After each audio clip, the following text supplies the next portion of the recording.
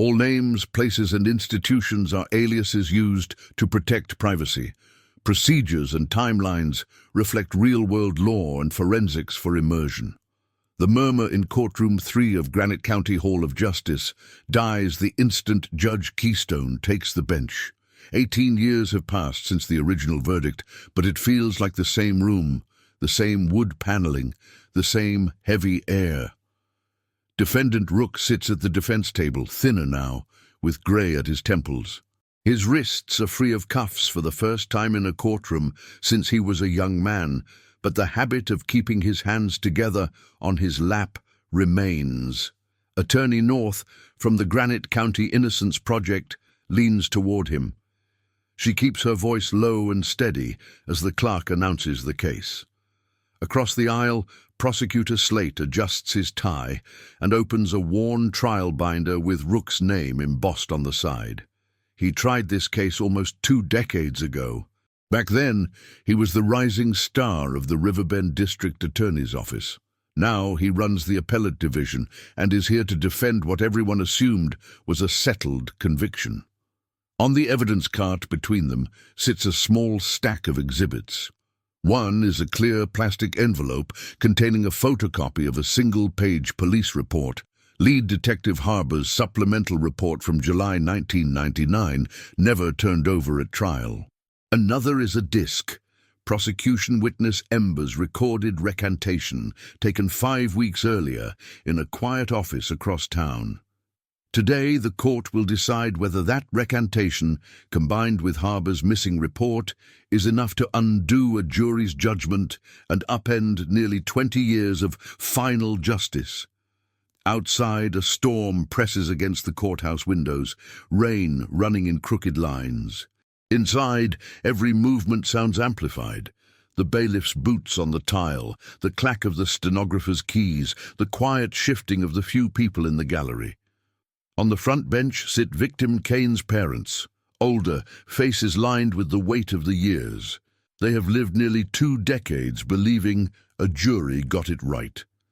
Behind them, a representative from Riverbend's local news station sets a camera on a tripod, lenses trained on the bench, the lawyers, and occasionally on Rook.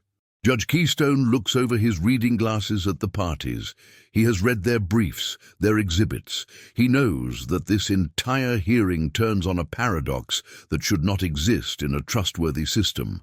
The system once proved guilt beyond a reasonable doubt.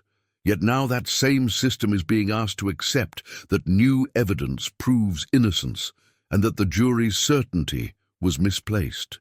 Before we unravel how that can be true and why it took 18 years to come to light, take a moment, if you follow stories about justice, wrongful convictions, and the way evidence can shift long after a verdict, to subscribe and stay with this channel. These long-form breakdowns take time and care, and your comments help shape which cases get examined next. Judge Keystone nods to North. Counsel, call your first witness. North stands, her heart rate steady but high. The mechanism that brought them to this moment is precise and technical, a post-conviction motion under Granite County's newly discovered evidence statute, combined with a Brady claim for suppressed exculpatory material. But the stakes are human. If she succeeds, Rook walks out of prison. If she fails, the door may close forever. To understand why this hearing even exists and what made the jury trust Ember so completely 18 years earlier, the story has to rewind to a summer night in Riverbend, before there were file numbers, before there was a case. It began on July 12, 1999, in the parking lot behind an aging 2-story apartment building on Ash Street. At 9:47 p.m., a resident from the 2nd floor dialed emergency services, her voice shaking as she reported, "A man down, lots of blood, maybe a fight." Ubidi. When patrol officers from Riverbend Police Department arrived, they found victim Kane lying on his side near a cracked concrete planter, blood pooling beneath his head. The scene was small but complex. 2 flickering sodium vapor lamps cast a sickly orange glow. A line of dented trash bins edged one side. A chain-link fence, half covered with ivy, enclosed the other. A lone sneaker print tracked through dusty gravel near the dumpster. A thin strip of dark fabric hung from the torn metal of the fence, fluttering slightly in the night breeze. Kane's wallet lay open, empty, 3 feet away. Lead Detective Harbour, a veteran of the Violent Crime Unit, arrived just after 11 p.m. He stepped through the scene methodically, calling out observations to the evidence technician. He ordered photographs of the body, the planter, the sneaker print, the torn fabric, the location of the wallet, the overhead lamps. He had the technician cast the sneaker print in dental stone, bag the fabric, and collect Kane's clothing for later analysis. He knew the first few hours of an investigation would shape everything that followed. The medical examiner, Dr. Vale, arrived and conducted a preliminary assessment. 2 blunt force injuries to the head, consistent with either a fist or a hard object. No gunshot wounds. Bruising on the forearms suggested defensive moves. Time of death estimation, between 9 and 10 p.m. Kane's pockets were turned out, and no cash was found, suggesting robbery as a motive. Harbour began canvassing the building. He knocked on doors, asked about loud voices, arguments, anything unusual. Some residents said they had just gotten home from late shifts. Others claimed they heard nothing. On the second floor, in apartment 2C, he found witness Ember, 21 years old, home alone, dishwater still in the sink. In that first interview, Ember was nervous, eyes wide. She said she had been washing dishes when she heard shouting. When she looked out the kitchen window, she saw 2 figures near the planter, one taller, wearing a dark jacket and light-colored pants, the other shorter, Kane, backed against the wall. She watched as the taller figure swung an arm.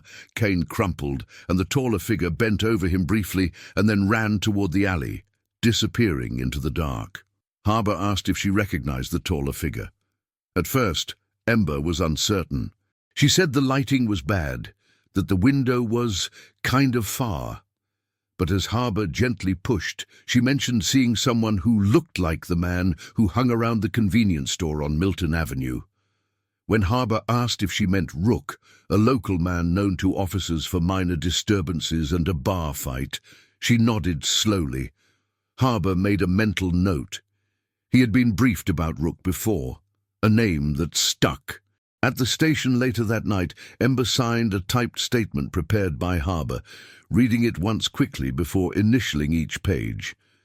In that version, her description strengthened. The hesitation from the kitchen window softened into certainty on paper. She said she recognized the assailant as Rook, someone she had seen many times. Under stress, nuance can flatten. The words, "I think," sometimes become "I saw." The next afternoon, Harbour and 2 officers drove to Rook's sister's small house 9 blocks away. They found Rook on the porch, smoking. Harbour told him there had been an incident, that they needed to ask some questions downtown. Rook agreed to go voluntarily. At the station, in a small interrogation room with no camera, Riverbend PD did not yet require recorded questioning. Harbour asked where Rook had been the previous night. Rook said he had been at alibi witness Flint's apartment on the other side of town watching a playoff basketball game from 7 p.m. until after 11. He said he had not been near Ash Street all evening. Harbour wrote the story down in his notebook. A second detective went to check Flint's story. Flint confirmed the timeline, but when asked exact times, he gave approximations. He had a prior conviction for possession with intent to distribute. Harbour thought about how that would look to a jury. Harbour asked Rook about a dark jacket. Did he own one? Rook said yes. Harbour advised him of his rights.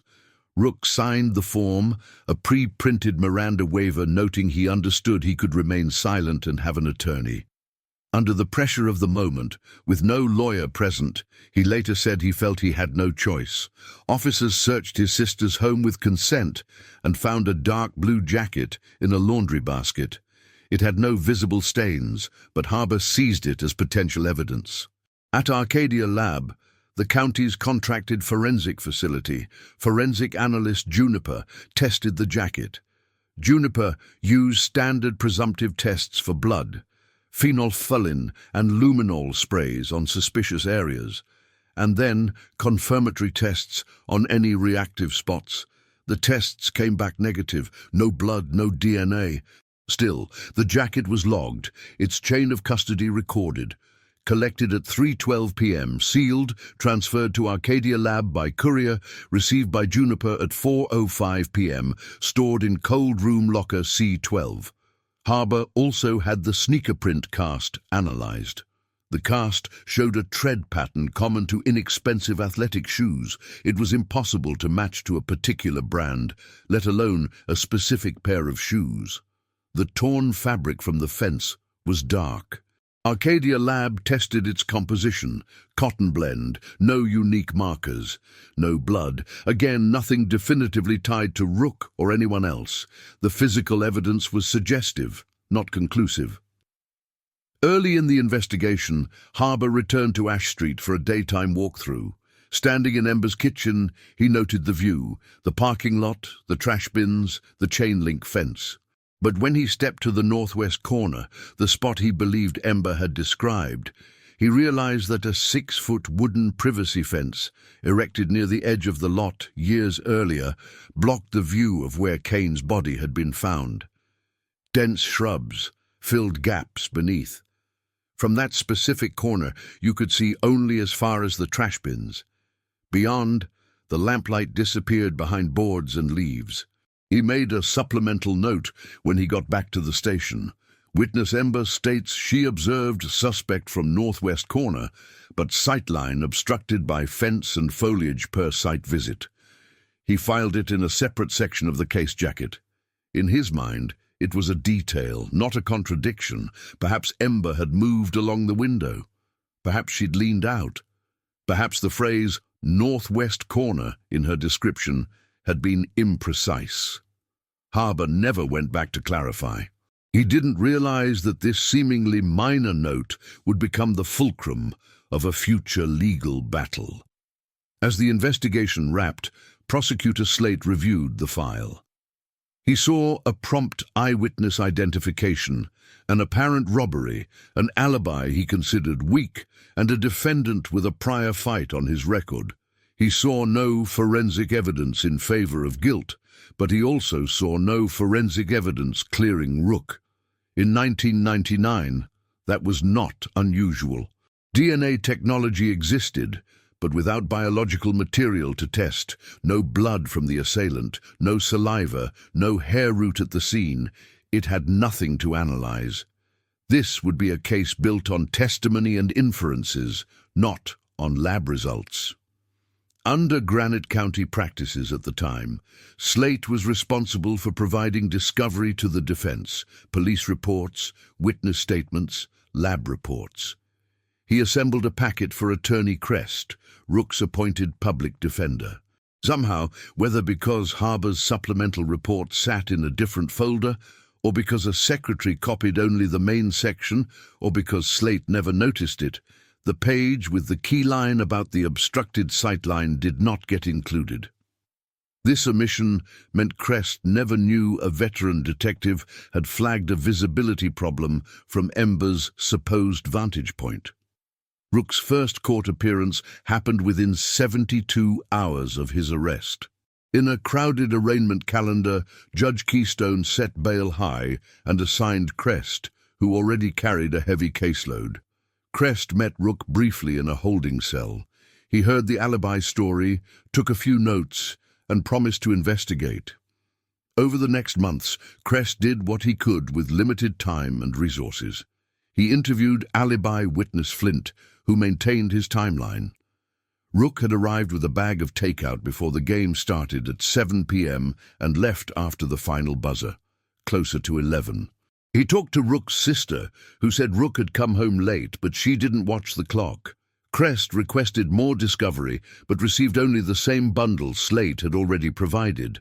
Typed statements from Ember, preliminary reports, lab summaries, photographs of the scene, no supplemental report, no mention of sightlines. At the preliminary hearing, Prosecutor Slate called Ember as his key witness.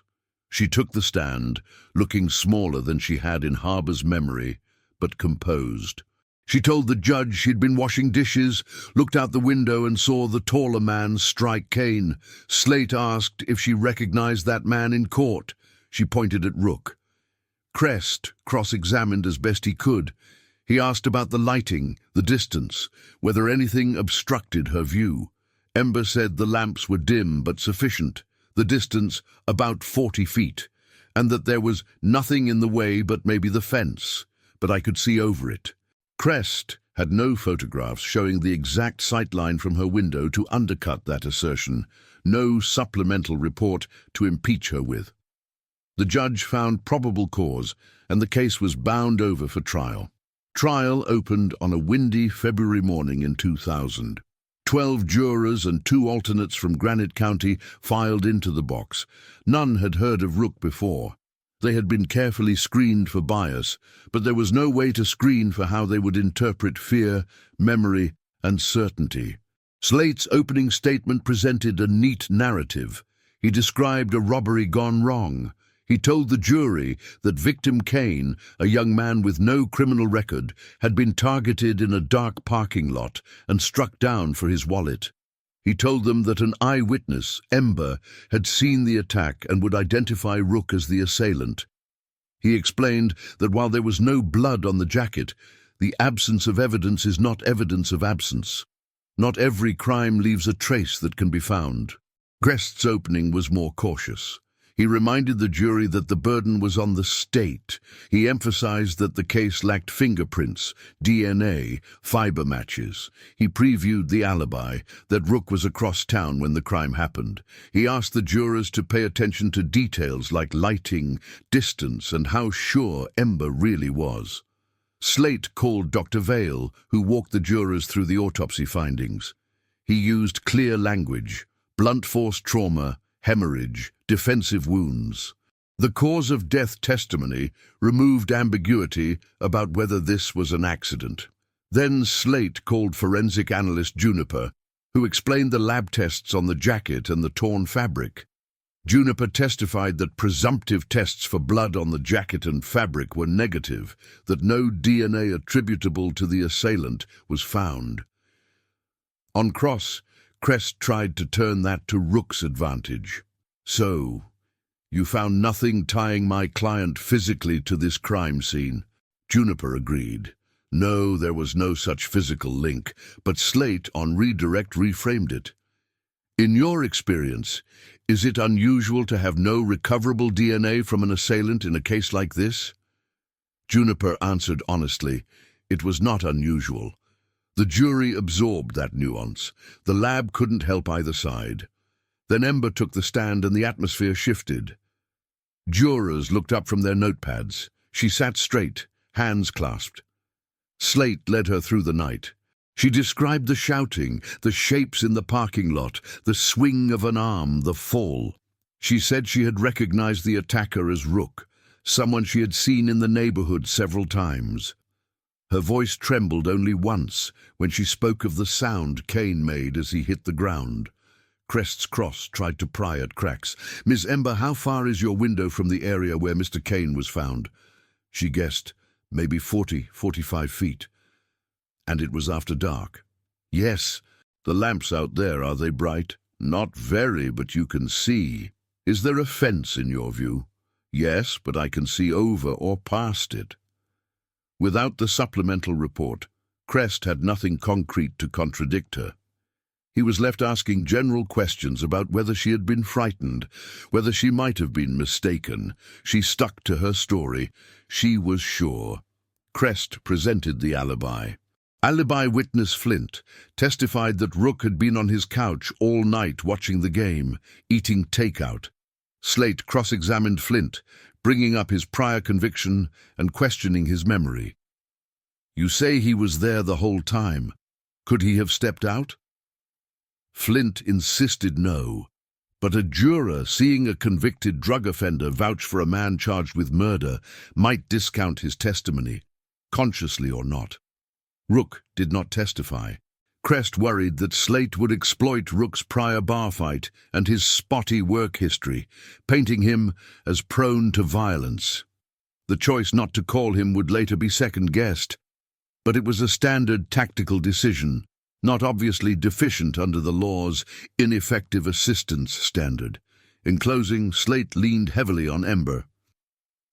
"Ladies and gentlemen, you heard from a young woman who had no reason to lie. She came forward that very night. She has lived with the memory of what she saw. She identified the defendant. Her account is consistent with the physical evidence, with the medical examiner, with the timeline. Do not let the defense distract you with speculation." He gestured at Rook, at Flint's testimony, at the empty space where any concrete exculpatory evidence should have been. Crest highlighted the lack of physical evidence, the possibility of mistaken identification. He reminded the jurors that Ember had been at a distance, in low light under stress. He asked them to weigh Flint's testimony more heavily than his criminal record. He invoked reasonable doubt, the legal standard that should have been Rook's shield. The jury deliberated for 8 hours over 2 days. They sent out one note asking to rehear Ember's testimony, which the judge had read back from the transcript. Then they returned with a verdict: guilty of second-degree murder and robbery. A few weeks later, at sentencing, family members of victim Kane spoke.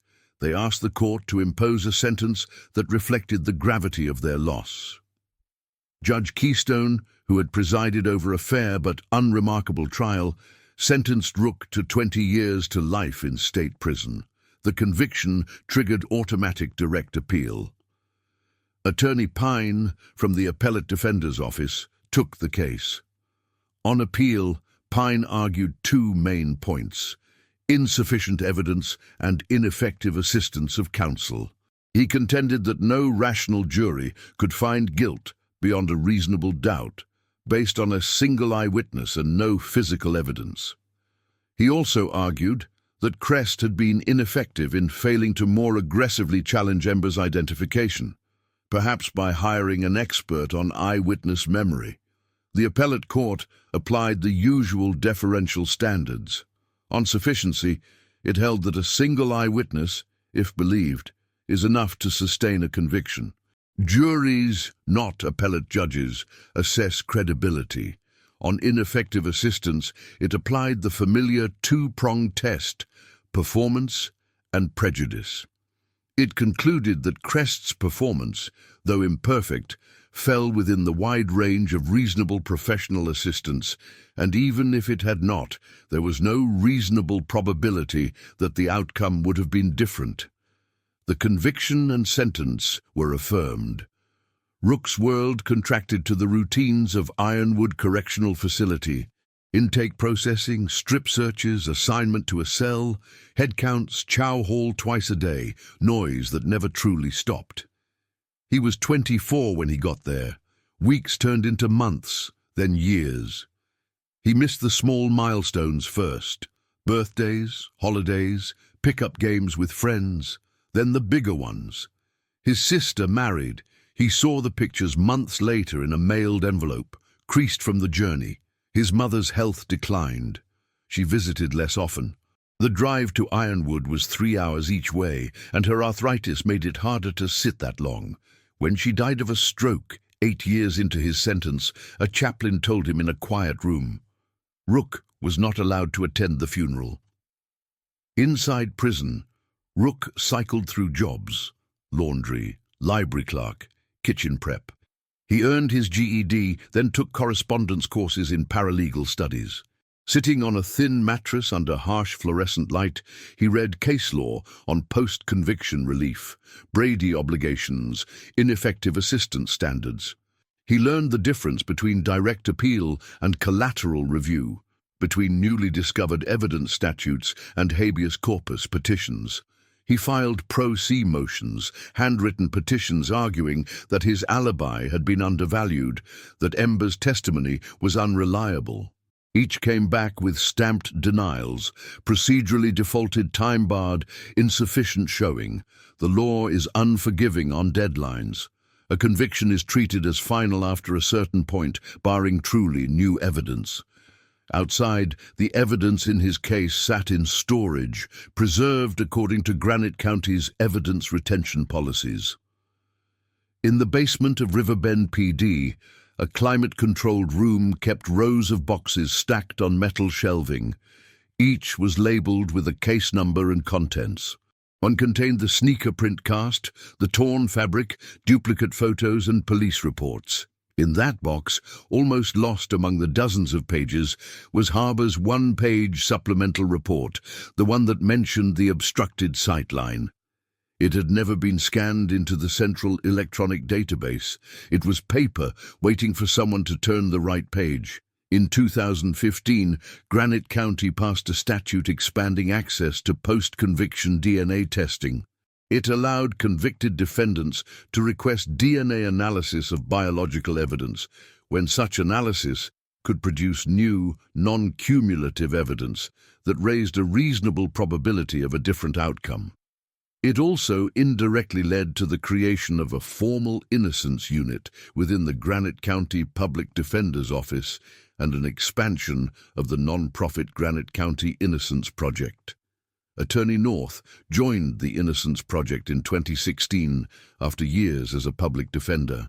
Part of her role was systematic file review, looking for patterns that research had shown were correlated with wrongful convictions, single eyewitness cases, no physical evidence, jailhouse informants, or confessions obtained after long, unrecorded interrogations. Rook's case popped up on an internal list. No DNA evidence, conviction almost entirely based on one eyewitness, alibi discounted, no recording of key interviews. North requested the full police file from Riverbend PD as part of her intake. A records clerk pulled 2 dusty boxes from storage. North carried them to her small office, flipped on a desk lamp, and started reading. She worked through the main reports first. Harbour's initial crime scene write-up, the typed statements, the lab reports. Then she opened a thinner folder marked SUP. Inside, sandwiched between unrelated notes, she found Harbour's supplemental report. A single sentence caught her eye. Witness Ember states she observed the suspect from the northwest corner, but sightline obstructed by fence and foliage per site visit. North circled it. She pulled the crime scene photos. She scanned them, looking for the fence, the bushes, the angle from Ember's kitchen. The photographs had been taken from the ground between the fence and the planter, not from the window. To truly understand the sightline, she would need to go there. A week later, on a grey afternoon, North drove to the Ash Street apartments. The building looked tired, paint flaking, kids' bikes leaned against stair rails. She walked to the parking lot in the back. The layout matched the photos, the planter, the small strip of gravel, the chain-link fence, and behind it the taller wooden fence along the property line. She went upstairs to where Ember's unit had been. A new tenant lived there now, but he allowed her to step into the narrow kitchen. She looked out the window. From the kitchen sink, her eyes level with the glass, North saw the general area where Kane had fallen. But when she shifted toward what Harbour described as the northwest corner, her view cut off sharply.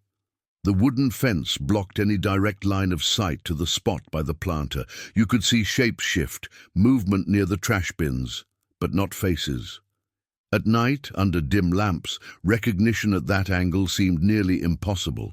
North took photos from the window, then walked the route to gauge distances. She paced out roughly 40 feet between the window and the planter. She imagined trying to distinguish one face from another at that distance, at night, with partial obstructions. It was not impossible, but it was far from reliable. What mattered legally was that this doubt-creating detail had been written down by the lead detective and never given to the defense. Back in her office, North pulled Rook's trial transcript. She reread Ember's testimony. Ember had said unequivocally that she could see the assailant clearly, that nothing meaningful obstructed her view. Crest's cross-examination had been hampered by lack of concrete impeachment material.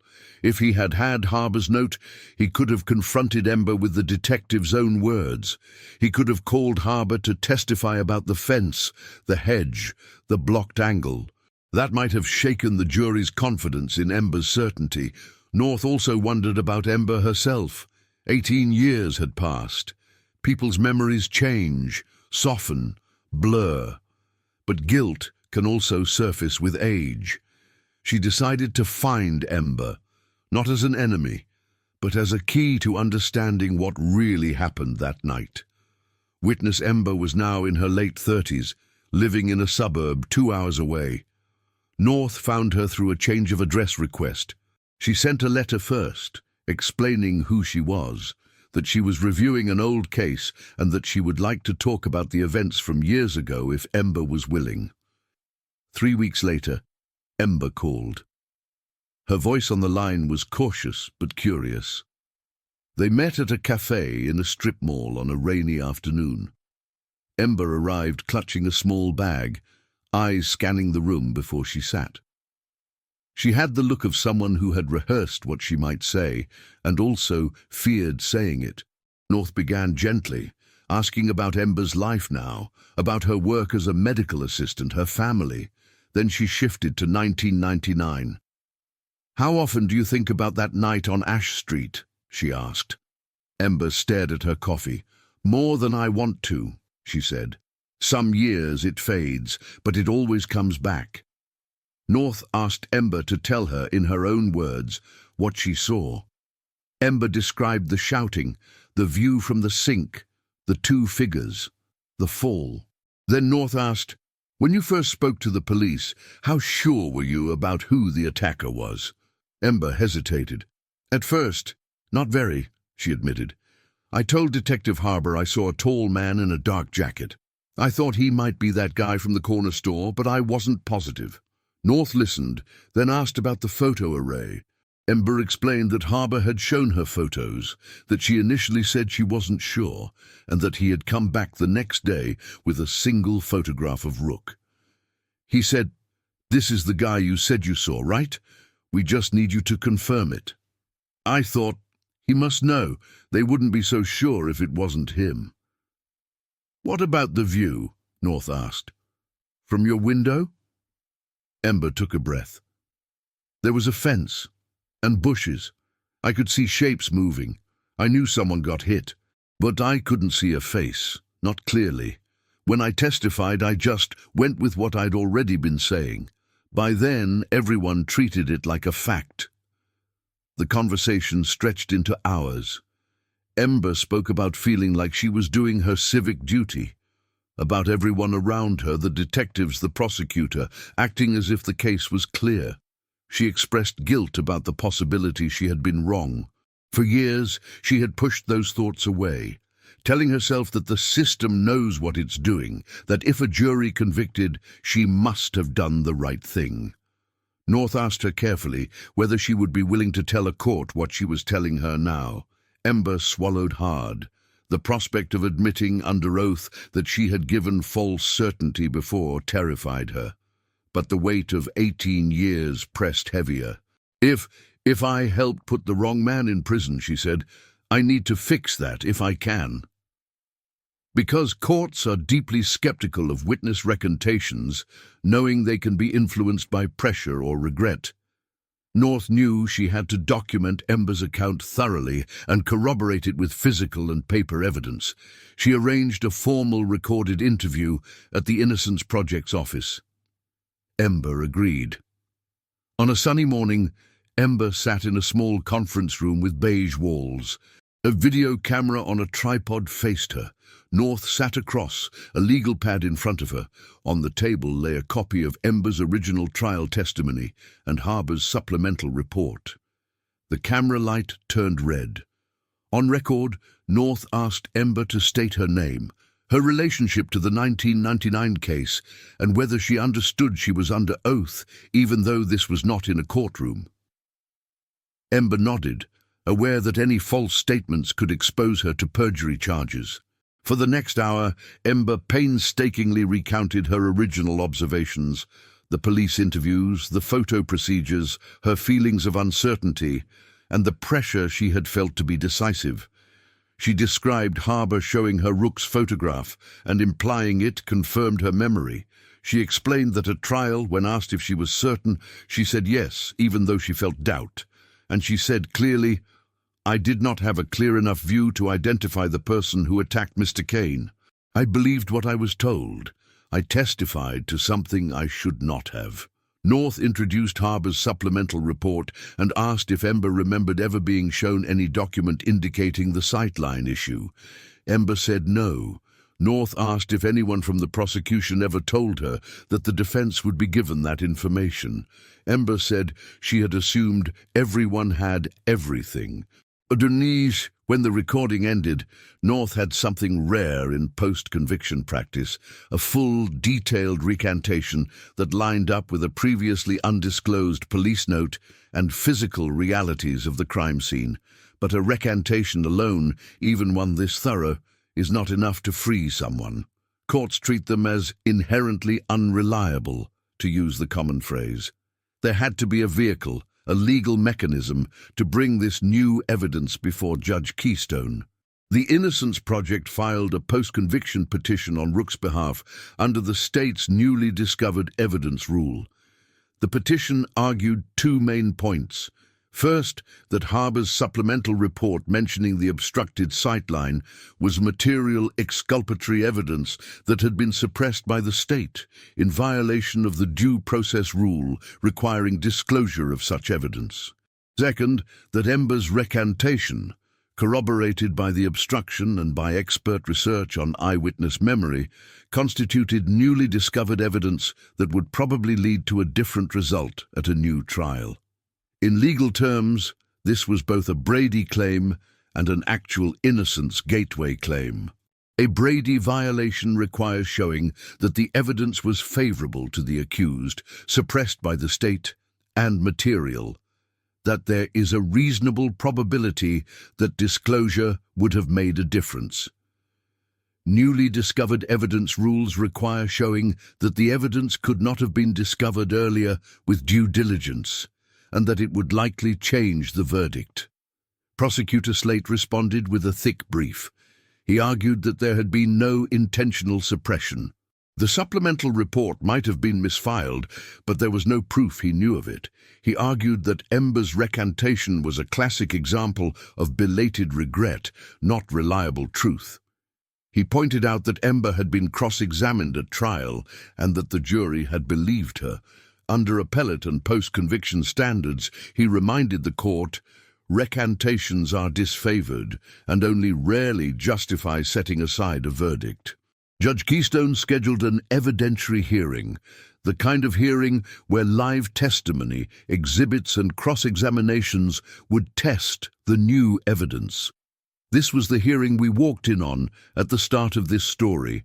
In courtroom 3, North calls Ember to the stand as her first witness. The bailiff administers the oath. Ember sits, hands clasped tightly in her lap. The jurors from years ago are not here. This is a judge-only hearing, but the weight of the room is the same. North begins by establishing Ember's role in the original trial. Yes, she testified in 2000. Yes, she identified Rook as the attacker. Yes, the jury convicted. Then North shifts to the intervening years. Since that trial, have you had doubts about your identification? She asks. Ember's eyes flick to where Rook sits, then back to the judge. Yes, she says. I started having doubts even before the trial was over. But I told myself I had to be sure, because everyone else seemed sure.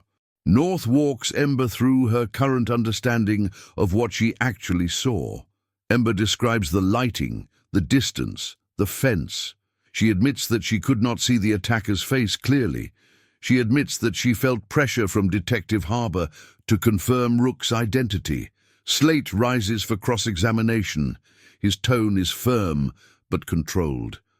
Ms. Ember, he begins, you understand that you are now saying that you lied under oath 18 years ago?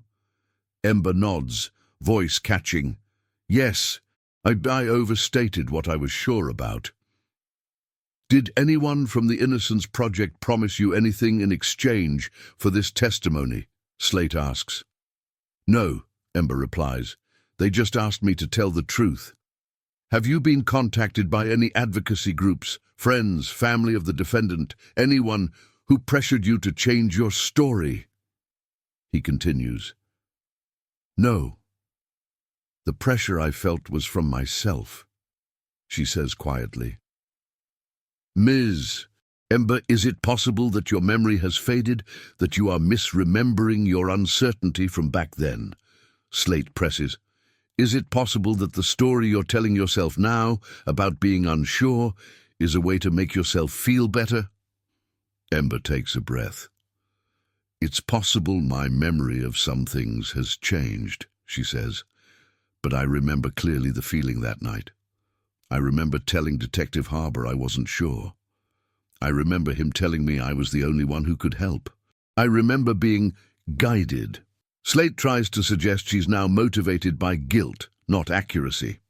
He points out that for years she did not come forward. You waited 18 years, he says. Why now? Ember answers that she never knew how. She assumed the system was working as intended. It was only after reading an article about wrongful convictions that she realized she might have been part of one. When North contacted her, it gave her a pathway to speak up. Her fear of consequences finally lost to her fear of having helped imprison an innocent person. North then calls Detective Harbour.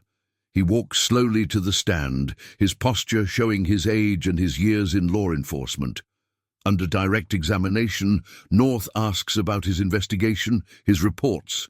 She gets him to authenticate the supplemental report. He acknowledges writing the line about the sightline being obstructed. Did you ever provide this supplemental report to the district attorney's office? North asks. Harbour squints at the document. I don't recall specifically, he says. We turned over the file as we always did. North notes that the report was not in the prosecution's discovery packet. She asks if Harbour ever told Ember, during their site visit, that she might not have been able to see what she claimed. Harbour says he doesn't remember the exact conversation, but he states, I believed she could see enough. On cross, Slate rehabilitates Harbour as much as he can. He emphasizes that Harbour wrote the note himself, which might indicate he had no intent to hide it. He suggests that any failure to disclose was a clerical mistake. But Keystone, as finder of fact, has to consider not just intent, but effect. Under Brady, even unintentional suppression of material evidence can violate due process. North calls forensic analyst Juniper to explain that no physical evidence at the scene linked Rook to the crime. On redirect, she clarifies that if biological material from the attacker had been preserved, modern DNA techniques, like more sensitive STR kits or touch DNA analysis, might now detect skin cells on the torn fabric or the fence. But chain of custody records show that the fabric was handled by multiple officers without gloves early on and stored in a paper bag that was left unsealed for a time. Contamination risk is high, and any test now might be scientifically questionable and legally unreliable. The case, from the beginning, rose or fell on Ember. North also presents Professor Linden, an expert in human perception and memory. Linden testifies about research on eyewitness identification, the impact of distance, lighting, stress, and suggestive procedures like showing a single suspect's photo or confirming a witness's choice. This testimony doesn't prove what Ember did or did not see, but it gives context, showing that cases like this have a higher risk of error than laypeople assume. Finally, North introduces the video recording of Ember's recantation. The courtroom screens flicker on. Everyone watches Ember tell, in her own words, the story she has just told on the stand, but in a quieter moment, without the adversarial pressure of cross-examination. Her demeanor is steady, not rehearsed. A judge evaluating credibility can weigh these visuals heavily. In closing arguments, North stitches the pieces together. She acknowledges the law's skepticism about recantations, but argues that this one is different. It is specific, consistent, and corroborated by a contemporaneous police report and physical realities of the crime scene. She points to Harbour's note about the obstructed sightline, which the defense never received, as classic Brady material, favorable to the accused, suppressed, and material. She explains that had Crest known about the obstruction, he could have dismantled the state's entire theory at trial. Then she raises the actual innocence standard. In Granite County, a court can grant relief if newly discovered evidence, considered along with the trial evidence, makes it more likely than not that no reasonable juror would vote to convict. "Judge," she says, "when you strip away Ember's original testimony, or at least reduce it to what it should have been, uncertain, limited, challenged, the state's case evaporates. There is no physical evidence. There is an alibi that suddenly looks much stronger. The only remaining reasonable conclusion is that the wrong man was convicted." Slate's closing is a defense of finality and institutional trust. He warns of the dangers of reopening old cases based on recantations alone. He argues that memories can be rewritten, that outside influences, even the Innocence Project's well-meaning involvement, can shape how people reinterpret their past. He insists that whatever paperwork error occurred with Harbour's note was not deliberate suppression, and that, in any event, it would not have changed the jury's verdict. The jury saw Ms. Ember. They believed her. The appellate court reviewed and affirmed. We cannot substitute hindsight and changing narratives for the judgment of 12 citizens who heard this case fresh. Judge Keystone takes the matter under advisement. For weeks, Rook waits in his cell at Ironwood, trying not to count the days. He knows the law enough to understand that relief is far from guaranteed. Judges are cautious about declaring that a jury's certainty was misplaced. But he also knows that for the first time, someone with power, the judge, has heard the thing he's been saying in his letters for years. She couldn't see what she said she saw. 6 weeks later, everyone returns to courtroom 3. The storm is gone. The sky is clear. Rook sits next to North again. Slate is at his table, jaw set. Ember is in the gallery, wringing her hands, as are Kane's parents. Judge Keystone reads from a written order. In legal language, he makes findings of fact and conclusions of law. He finds that Harbour's supplemental report was exculpatory within the meaning of Brady, that it was not provided to the defense, and that the prosecution is responsible for that failure regardless of intent. He finds that the obstructed sightline was material because it would have significantly undermined the prosecution's chief witness. He then assesses Ember's recantation. He notes that recantations are generally disfavored, but that in this case, Ember's new testimony is consistent with the physical evidence and the supplemental report, rather than being contradicted by it. He finds her credible in her admission of prior overstatement and current uncertainty. Under the newly discovered evidence statute, Keystone concludes that the combination of the suppressed report and the recantation meets the standard. If this evidence had been presented at trial, no reasonable juror would have been convinced of guilt beyond a reasonable doubt. Given the absence of physical evidence and the now weakened eyewitness testimony, the conviction cannot stand. He vacates Rook's conviction and sentence. He orders Rook released on his own recognizance pending the district attorney's decision whether to retry the case. The words are measured, but the effect is seismic. After 18 years, the official story of what happened in that parking lot is no longer accepted as true beyond a reasonable doubt. Prosecutor Slate asks for a continuance to consult with his office. Outside the courtroom, cameras catch him giving a brief statement. He expresses sympathy for Kane's family, acknowledges the court's ruling, and says his office will review whether sufficient evidence exists to re-prosecute. He also notes that they will conduct an internal review of discovery practices from the era of this case. In the weeks that follow, Slate and his team pore over the file again.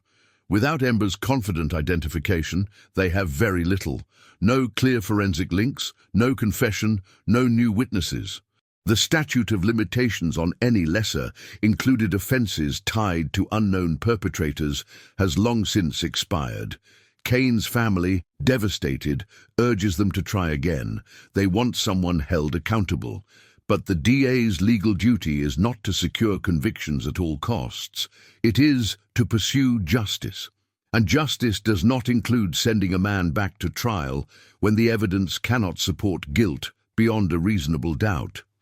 Slate calls a press conference. With cameras rolling, he announces that the district attorney's office will not retry Rook. He cites the weakened state of the evidence, the court's findings, and the ethical obligation to bring charges only when there is a reasonable likelihood of conviction based on competent evidence. He offers a qualified apology. We recognize that our system did not work as intended in this case. We will use its lessons to improve our practices going forward. Back at Ironwood, the news reaches Rook early one morning. A correctional officer calls his name, tells him to pack his property. The process of release is bureaucratic and unceremonious.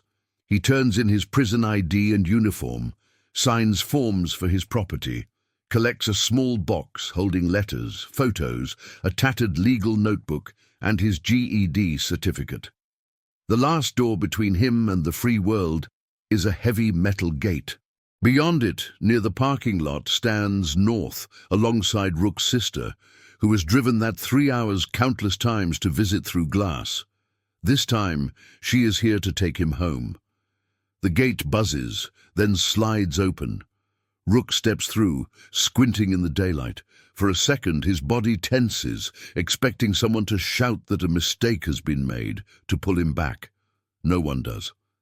His sister runs to him and wraps her arms around him, her sobs muffled by his shirt. North stands nearby, eyes bright, a document folder under her arm.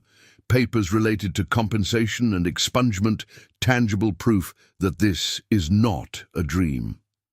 On the ride back toward Riverbend, Rook sits in the back seat, staring at the passing highway. The outside world looks the same and utterly different. There are more billboards, newer cars, smartphones in everyone's hands at gas stations. He touches the window as trees blur by. He feels both freer than he has in years and strangely untethered. They stop at a small roadside diner. The waitress, unaware of his story, brings menus and calls him Hon. He orders pancakes, eggs, and coffee. The first bite of food that is not processed, not ladled onto a plastic tray, feels surreal. He eats slowly, savoring the simple act. Re-entering society after a long, wrongful imprisonment is its own kind of gauntlet. Rook has no current ID. His driver's license expired years ago. He has no work history for almost 2 decades, no rental history, no credit score. Even with news coverage explaining his exoneration, many potential employers and landlords will see only previously incarcerated. Attorney North walks him through the next steps. Under Granite County's compensation statute, wrongfully convicted individuals who can prove their innocence through a court order vacating their conviction and dismissal of charges are entitled to a fixed amount per year of incarceration, plus access to services like education and counseling. The statute sounds generous on paper, but the process is slow and requires documentation of every year, every parole denial, every appeal. North files the compensation claim. She also petitions to have Rook's arrest and conviction records sealed or expunged to the extent allowed by law. Record-clearing procedures vary by jurisdiction. In Granite County, a vacated conviction with a finding of actual innocence can be sealed, but the underlying case file often remains accessible to certain agencies. The stain is erased from public background checks, but not from institutional memory. Rook moves into a small apartment arranged through a re-entry program. The first night, he lies awake on a bed that does not require him to sleep with his back to a wall. The silence is almost as loud as the constant noise of prison had been. He hears distant traffic, a dog barking, a neighbor's TV. He misses and does not miss the rigid structure of prison life. He attends counseling sessions funded by a non-profit that specializes in helping exonerees cope with post-traumatic stress, anxiety, and the strange grief of lost years. The counselor explains that what he feels, the disorientation, the anger that comes in waves, the numbness, is normal. She reminds him that the legal system recognizes his innocence now.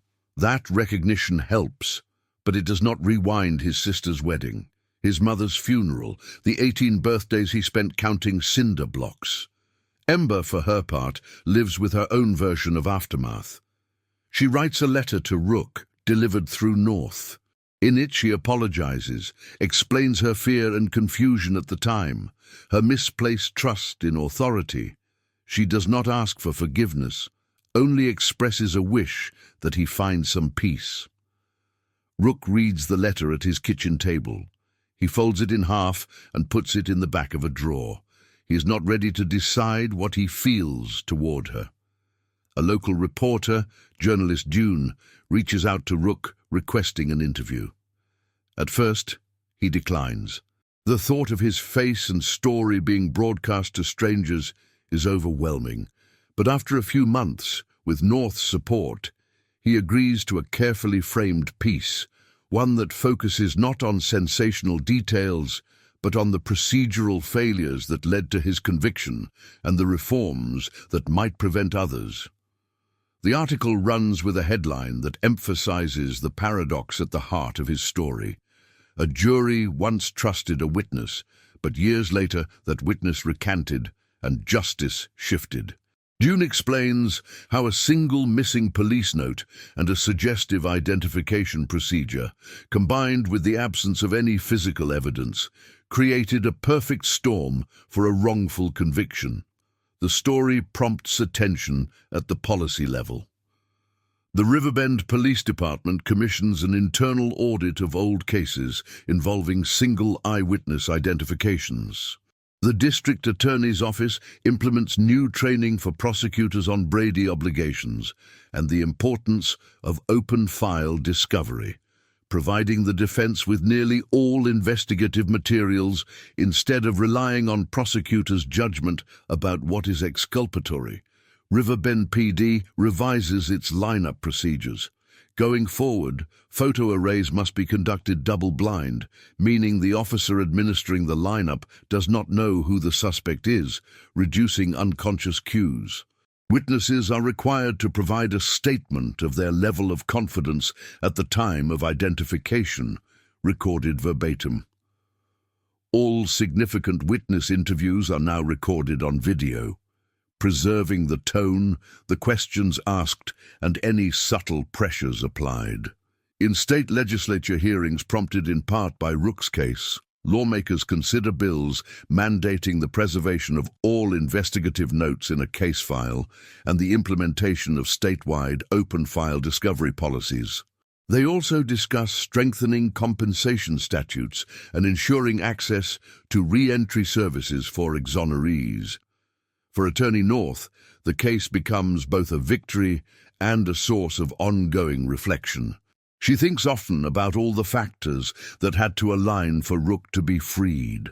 The retention of the evidence box, despite budget pressure to purge old files, the passage of the post-conviction review statute, the decision of her office to flag his case, Ember's willingness to come forward, and Judge Keystone's openness to reconsidering a jury's verdict.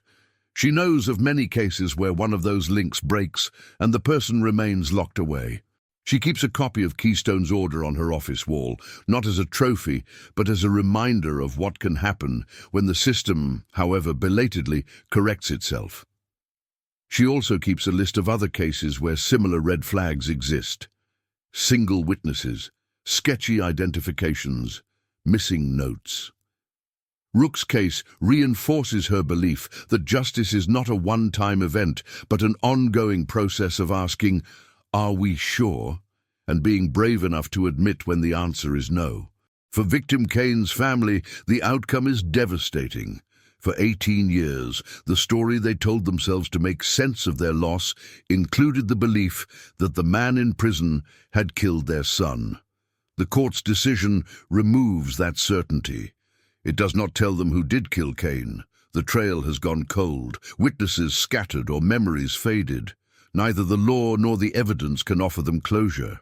They express frustration in interviews, asking why the system's doubts now count more than their pain.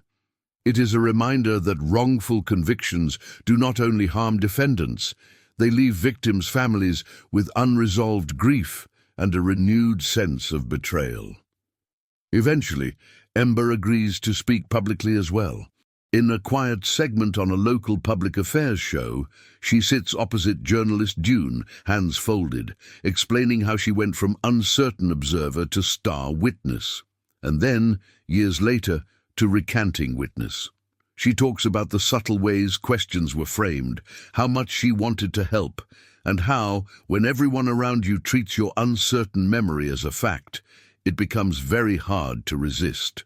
Her story becomes a teaching tool in police academies and law schools. In training rooms, instructors play clips of her original testimony and her later recantation back to back. They discuss the fallibility of memory, the dangers of confirmation bias, and the ethical obligations of detectives and prosecutors to avoid suggestive practices.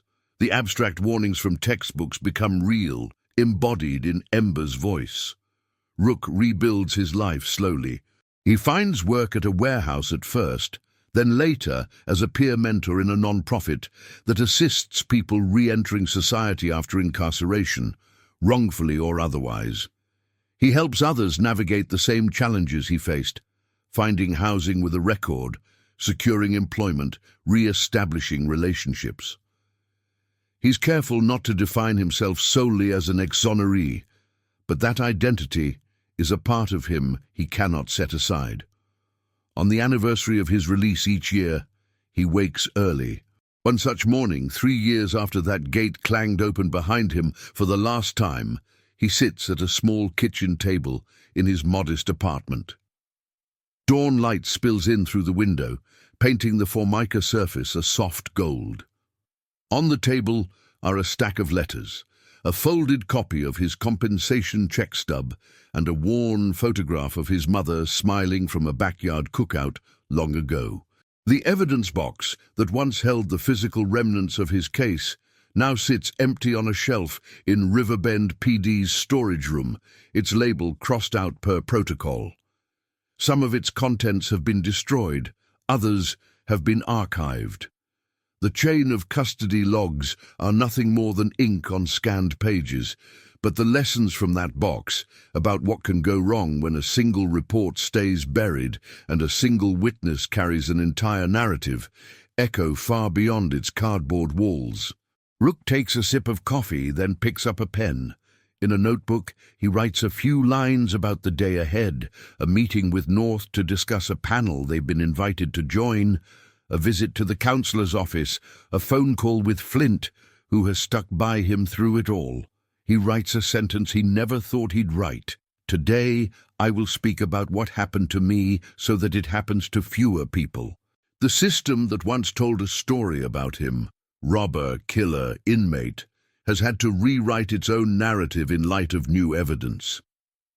The paradox at the heart of his case remains uncomfortable but unavoidable. A jury once found guilt beyond a reasonable doubt. Yet the same system, using the same file and a new lens, later recognized innocence and set him free. Justice in Rook's case did not arrive in a dramatic instant. It crept forward through legal briefs, site visits, recorded interviews, and careful judicial reasoning. It depended on a witness finding the courage to say, "I got it wrong," and on a court willing to listen. It leaves in its wake not triumph but a quiet, complicated mix of relief, grief, and resolve. If you've stayed through this story, you understand how fragile and powerful evidence can be, how much hinges on what is preserved, what is disclosed, and who is believed. Subscribe if you want to keep digging into these layered, uncomfortable cases where the legal system, science, and human memory collide. Share your thoughts, your questions, your own experiences in the comments. These conversations are part of how systems change. In the early light of that kitchen, with a notebook open and a photograph propped against a mug, Rook sits very still. Outside, the city wakes up. Buses groan, birds chatter, someone slams a car door. Inside, for the first time in a long time, the story of his life feels like it belongs to him again, not to transcripts or case numbers. The evidence box is empty, but the lesson is full. Justice is not only about the verdict on day one, it is about whether we are willing years later to reopen the box, watch a witness recant on camera, and let the truth, however late, finally shift what we thought we knew.